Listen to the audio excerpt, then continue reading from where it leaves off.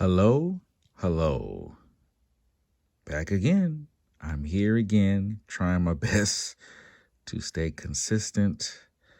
Let's get back into this. It's going to be kind of a long one today. I'm going to try to, you know, speed up my reading. I know I can read kind of slow, but I want you guys to really hear every word and things like that. So let's get into it. Robert Pershing Foster would remember leaving right after Easter, which, unbeknownst to him, was a popular time to leave. Given a choice, Southerners preferred not to go north facing winter, and leaving at Easter gave them plenty of time to adjust to the north before the cold set in. George Sterling would remember that he left Florida on April 14th, 1945, as if it were his birthday, which, in a way, it was. Decades after she left, Ida Mae Gladney would remember that they got the cotton clean out of the field before they left, which would make it mid to late October, and that she was pregnant with her youngest child but not yet showing, which would make it 1937. Well after Ida Mae, George, and Robert made their way out of the South, a man by the name of Eddie Irvin would always remember how he left because he went to such great lengths to escape the Mississippi Delta. It was the spring of 1963. Many of the observers and participants of the first wave of the migration had passed away, having concluded that the phenomenon was long over. They would not have imagined that someone like Irvine might have a harder time leaving than many before him. But in the early 1960s, secluded regions of the rural South, Alabama and Mississippi in particular, had become war zones in the final confrontation between segregationists and the civil rights movement. Spies and traitors were everywhere, the violence raw and without apology, the segregationists standing more bold-faced, clamping down harder as outsiders tried to force integration on them. No one was exempt, not well-to-do white Northerners like Andrew Goodman and Michael Skillwarner, not upstanding family men like Medgar Evers, or even four little middle-class girls in church on a Sunday morning in Birmingham in 1963. Irvin's story is evidence of just how long the Great Migration stretched across a hard century, how universal were the impulses of those who left, and how treacherous it could be to try to leave certain remote and Victorian pockets of the American South throughout the 60-odd years the Great Migration lasted. Eddie Irvin was 20 in the spring of 1963. He was a day picker at a plantation in Scotts, Mississippi, walking with pieces of cardboard tied to his one pair of shoes to cover the bottoms of his feet.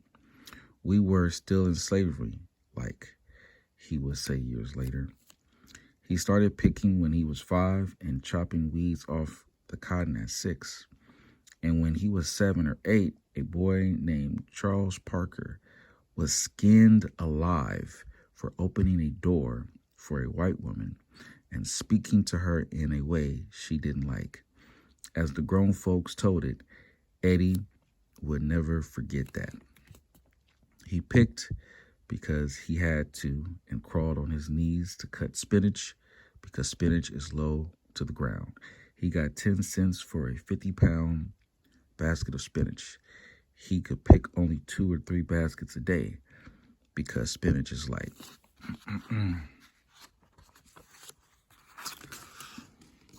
One day when he was out cutting spinach, he sliced into his finger but was afraid to leave the field. It was 6 miles to the doctor in town.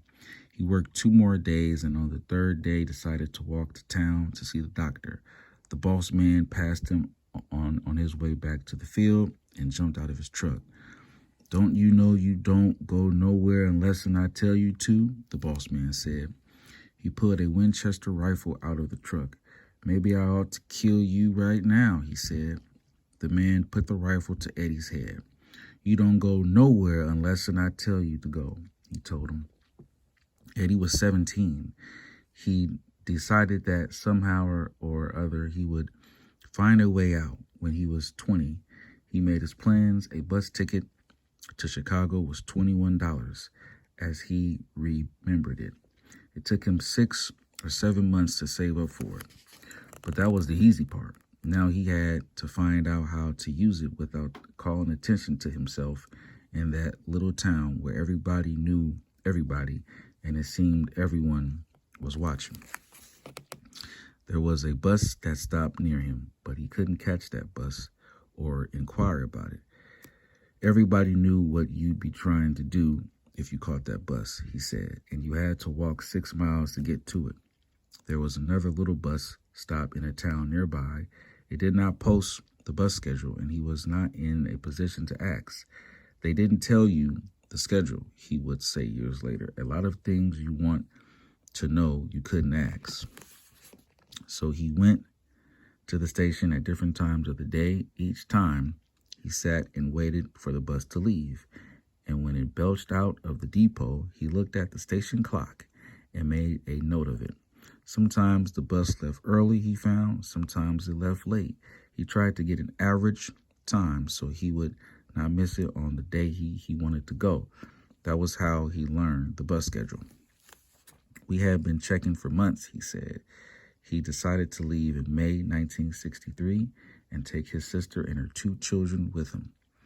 He didn't tell anyone what he was doing. "You didn't talk about it or tell nobody," he said. "You had to sneak away." That day, he acted as if it were any other day. He went up to a man named Eason and casually asked him if he could give them a ride. "We're going to Greenville today," he told Eason. "Could you take us?"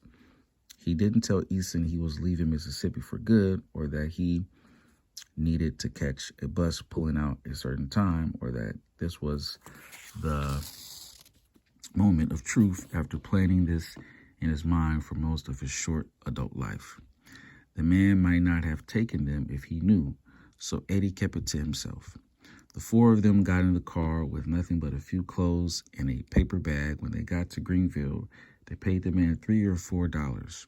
Eason figured out what they were up to when he saw where they wanted to be dropped off. "What do you call yourselves doing?" he asked him. "We getting out of town," Eddie said. The man got scared himself after that. Eddie and his sister and her 2 kids got on the bus, and before anybody knew it, they were out of the county with everything they had in a shopping bag wrapped in a rope of seagrass. They sat in the back and kept their mouths shut. "The white folks could talk," he would say years later. "You sit and be quiet. Where we came from, you didn't move from the back. We just sat there. We weren't the type to move around. We wasn't sure we could move, so we didn't move." That fear. He had learned that fear when he was little and once passed the white people's church. The kids came out of the church when they saw him. They threw rocks and bricks and called him the vilest names that could spring from a southern tongue. And he asked his grandparents what kind of God they got up inside that church.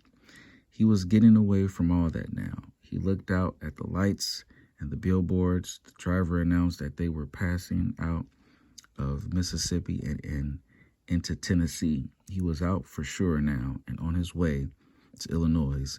And at that moment, he could feel the sacks of cotton dropping from his back. Years later, he would still tremble at the memory and put into words the sentiments of generations who went in search of a kinder mistress. "It was like getting unstuck from a magnet," he said. Eddie. So I want to kind of go over just a few points here before we move on. The one thing that really stood out from this passage was this right here, where it says when Eddie was 7 or 8, a boy named Charles Parker was skinned alive. I told my wife about this yesterday, and she couldn't believe that that happened. But I was talking to her about the depiction of the KKK in movies and in shows. I'm not sure if you guys are aware, but I notice when it comes to their depiction in Hollywood, they're always depicted as goofy and silly and stupid. They're never depicted as these evil, vile demons that do stuff like that, like skin, boys alive and things of that nature, or how they tormented and killed, what's the young brother name? Emmett Till. Is like, I really hate how the KKK's depiction is always seen as goofy and funny and stupid, but never evil and horrifying. That really bothers me, and I was talking to my wife about that last night. But yeah, that passage really stuck out, and I also want to talk about briefly about that fear, how it's something that's passed down from your parents. I'll never forget my dad. When he would talk to me about white people, mind you, it'll just be me and him in the house, and he would literally whisper to me. He'd be like, "Yeah, Sam, yeah, you gotta be careful." And I would say to him, like, "Dad, like, why are you whispering? We're it's just me and you in the house." But he never told me why he whispered. But I think it was because of this upbringing of being born in the South and growing up and not being able to fully express yourself as someone black, and not being able to even ask questions. That fear was sprung on him early and often. So this book, man, is something else, and I'm gonna keep sharing, and we'll keep going. But that's the reading for today, and I'm gonna share what I'm watching. What could it be? My favorite Marvel movie. That's right, Blade. Wesley Snipes, man. This brother, he is an amazing actor. He had the 90s in a stranglehold. He was in so many action movies. Oh, Wesley Snipes. But yes, Blade, the original. They Marvel, they plan on putting out a new one, a updated one with my boy, what's his name? Mahershala Ali. I love him, but Mr. Ali, I don't know, man. Wesley Snipes is Blade, man. Like, just look at him. I mean, he's amazing, and I believe Wesley was also like trained in martial arts. I think so. But yeah, Blade. This is classic right here. I first saw this in theaters when I was probably 12. It was me and my nephew. We had a great time in the theater. We was like, "Oh my God, we're allowed to watch this?" It was so bloody and brutal, and the action, and oh man, this is lovely right here. But brings back great memories. Look at this. Look at oh yeah. Look at the Daywalker here. But yeah, man, Blade, classic vampire stuff here, classic action. I really wish Wesley Snipes would have kept making not more Blades, but just more like bigger budget action movies, because I do believe he was trained in like some sort of martial art, and I would have loved, during his prime, to see him take on some pretty amazing roles as far as showcasing his skills and kicking butt on screen. But I'm grateful for what we have of them. But yes, this is the classic Blade Part 1. Blade 2 is good too. Blade, but of the Blade trilogy, I really do not like Blade 3. And I watched all 3 in theaters, and Blade 3 was the one that was the worst of the 3. But yeah, this is it. This is Blade. Love this movie. You guys take care, and I will share again mañana. Take care now.